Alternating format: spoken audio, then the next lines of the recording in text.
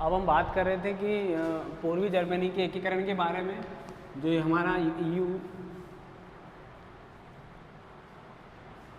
Europe के पुनर्गठन के अंतर्गत हम पश्चिमी जर्मनी का तीनों प्रकार के एकीकरण कर चुके हैं। अब हम चल रहे हैं पूर्वी जर्मनी के एकीकरण में। पूर्वी जर्मनी का एकीकरण किसके अंतर्गत? यूरोप के पुनर्गठन के अंतर्गत। यूरोप का पुनर्गठन, ठीक है, हमारी जो यूनिट थी। अब इसमें देखिए, इसमें पहला काम था किसका? वारसा।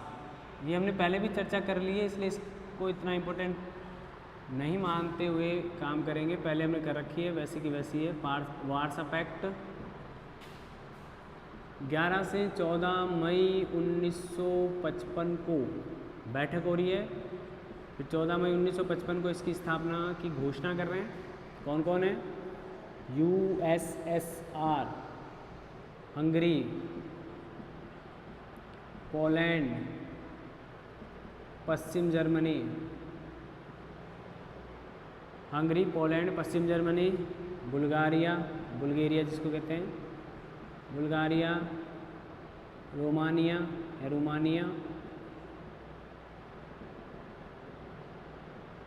चेक गणराज्य।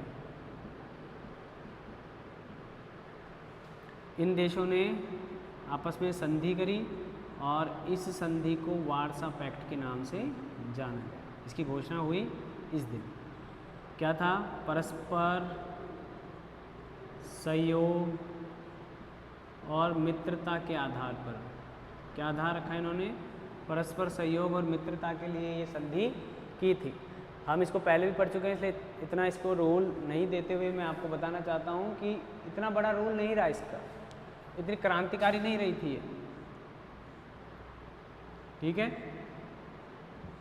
अब देखो इसकी, और इसका मुख्यालय याद कर लें आप, मॉस्को में।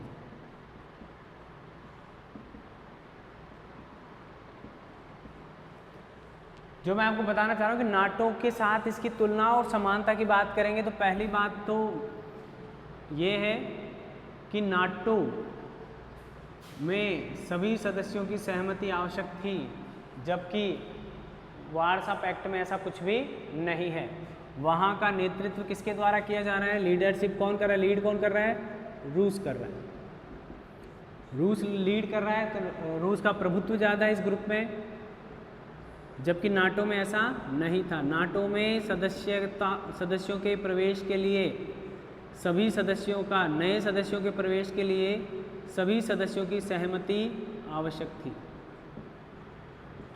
यहाँ जबकि ऐसा कुछ भी नहीं है, ठीक है। पहली बात तो ये ध्यान रखें कि ये क्यों तैयार हो रहा है? परस्पर सहयोग और मित्रता के आधार पर इन्होंने इसको तैयार किया, ठीक है। ये नाटो के साथ तुलना करेगा। समानता क्या है? असमानता हो गई यहाँ। तो समानता क्या है कि वही एक या एक से अधिक राज्य के विरुद्ध, एक या एक से अधिक राज्यों के विरुद्ध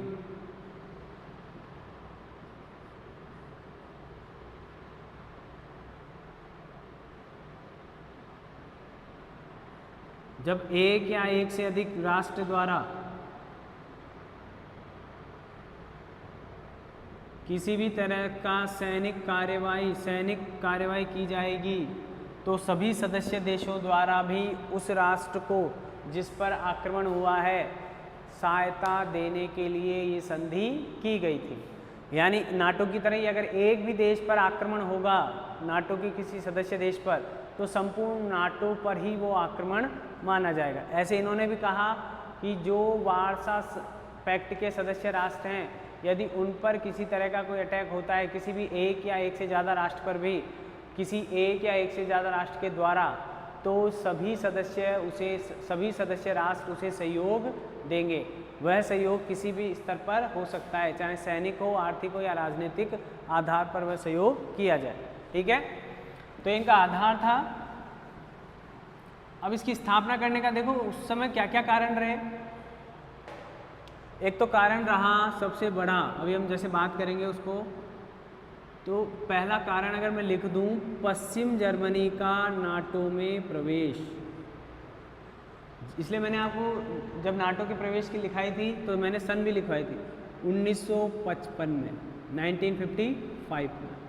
अब यहाँ ये प्रवेश हो रहा है तो इस बात ने इनको प्रेरित किया। तात्कालिक कारण कह सकते हैं आप इसको, क्या कह सकते हैं, तात्कालिक कारण, कि जैसे ही पश्चिम जर्मनी ने किस में प्रवेश किया, नाटो में, तो वैसे ही रूस ने भी प्रतिक्रिया फलस्वरूप, या इस ग्रुप ने पूरे ने प्रतिक्रिया फलस्वरूप किसका गठन कर दिया, वार्सा पैक्ट का।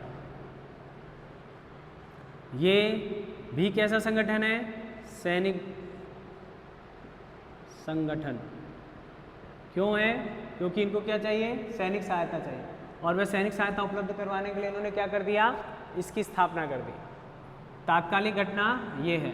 हालांकि नाटो की स्थापना पहले ही हो चुकी है, लेकिन नाटो की स्थापना होने से इन पर किसी तरह का कोई दुष्प्रभाव नहीं पड़ा। लेकिन जैसे ही पश्चिम जर्मनी का प्रवेश हुआ नाटो में, वैसे ही इसने भी अपने सदस्य राष्ट्रों को शामिल करना शुरू कर दिया। ठीक है, आगे देखें आप। अब ये तो विखंडन शुरू हो गया। यहाँ से अगर हम कह दें तो वार्सा पैक्ट का क्या हो रहा है, विखंडन शुरू हो रहा है, क्योंकि यहाँ पर आप देख रहे हैं कि पश्चिम जर्मनी, पश्चिम नहीं बोलेंगे इसको, पूर्वी जर्मनी, ठीक है, तो पश्चिम जर्मनी का तो यहाँ हो गया, और यहाँ पर पूर्वी जर्मनी बचा हुआ है। तो पूर्वी जर्मनी और ये दोनों पास पास हैं, तो अगर ये नाटो पश्चिम जर्मनी तक पहुँच चुका है तो साम्यवाद को डर हुआ कि ये पूर्वी जर्मनी में भी हस्तक्षेप कर सकता है, या पूर्वी यूरोप के जो राष्ट्र हैं उन्हें अपनी तरफ मिलाने का प्रयास वो कर सकता है। तो इस प्रयास को असफल करने के लिए उन्होंने क्या किया, अपना भी एक गुट बना लिया। लेकिन अब आप देखें, इसके साथ हम आगे चलें। पोलैंड, हंगरी और चेक गणराज्य, ये घटना आपने देख ली होगी, तात्कालिक जिसका कारण है उसमें देखें आप।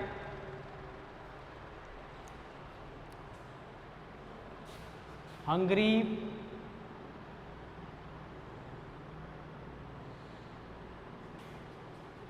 पोलैंड और चेक गणराज्य,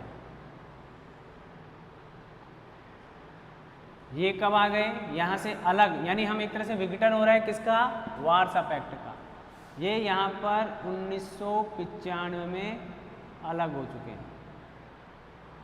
ठीक है, 94-95 प्रस्ताव को पास हुआ, पहली बार वो बैठक में कब शामिल हो रहे हैं। तो ये यहाँ से ये चले गए। उसके बाद रोमानिया, बुल्गारिया, रोमानिया और बुल्गारिया अलग हो गए। अब मैं इनको गायब कर दूं, देखो इन दोनों को, हंगरी, पोलैंड और चेक गणराज्य कब चले गए,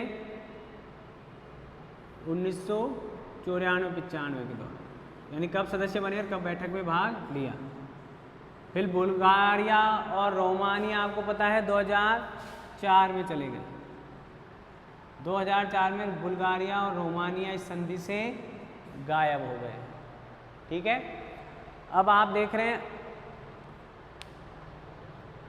अल्बानिया भी एक राष्ट्र था, वो अल्बानिया भी यहाँ से गायब हो जाएगा।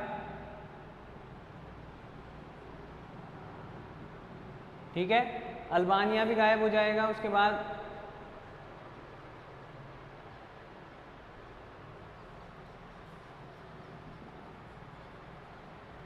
हालांकि ये पहले ही हट चुका था 1968 में, सहयोग देना बंद कर दिया था, इसलिए अल्बानिया पे इतना गौर नहीं करेंगे। लेकिन अल्बानिया ने 2009 में नाटो की सदस्यता ले ली। तो धीरे धीरे करते करते जो भी सदस्य थे वार्सा पैक्ट संधि के, वो सारे सदस्य देश किस में शामिल हो गए हैं, नाटो में। अब कौन बच रहा है, सिर्फ यूएसएसआर और पूर्वी जर्मनी। ठीक है, अब पूर्वी जर्मनी शामिल है, तो ये 1990 में ये पूर्वी और पश्चिम जर्मनी एक हो जाएंगे, तो वहाँ पर भी ये कार्यशाला खत्म हो जाएगी। तो आप देख रहे हैं कि धीरे धीरे संधि क्या हो गई है, समाप्त हो रही है। और इसका मेन उद्देश्य क्या था, सिर्फ नाटो के एंटी में साम्यवाद का प्रसार करना। ये किसके प्रसार के लिए जिम्मेदार रहा, नाटो के विपरीत ये साम्यवाद के प्रसार के लिए इसने काम करना जारी रखा। और इसका खुद का पतन हो गया जुलाई 1991 में वारसा संधि क्या कर दी गई, समाप्त कर दी गई। वारसा संधि क्या कर दी गई, समाप्त कर दी गई। तो वर्तमान में कार्यरत नहीं है, जबकि नाटो वर्तमान में काम कर रहा है। ठीक है, आगे देखिए